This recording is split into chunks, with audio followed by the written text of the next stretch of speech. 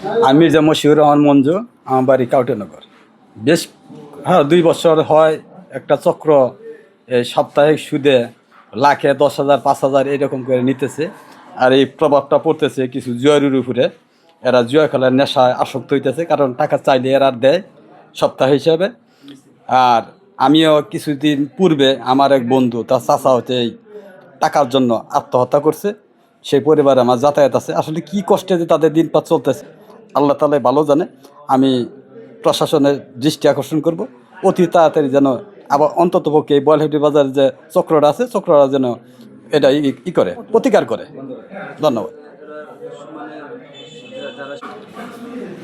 যেভাবে টাকা নিতেছে তা আমার জানা মতো কিছু আদরের ছেলে আছে যারা ধনাঢ্য পরিবার, দেখেন নিঃস্ব হয়ে যাইতেছে। আবার কেউ আছে ভ্যান চালায়, দিন আনা দিন খায়, এই সমস্ত লোকও দেখা যায় এই টাকা নিতেছে। আমরা এই বাজারে বিকেলবেলা আড্ডা দিই, বাজার ঘাটে আসি, বাজার তরকারি সবজি এইগুলো কিনি। তো মাঝে মাঝে দেখি যে একটা ঝগড়ার হয়ে যায়, শব্দ হয়ে যায়, থামাই রাখি। এটা চলতেছে, এটা প্রশাসনের দৃষ্টি আকর্ষণ করব যেন অতি তাড়াতাড়ি এটা প্রতিহত করা হয়। হ্যাঁ আছে, প্রতিনিয়তই আছে, শব্দ আছে, ঝগড়া জাতীয় এগুলো লাগেই থাকে। আমরা চাই তাড়াতাড়ি যেন এটা প্রশাসন দৃষ্টি দেয়।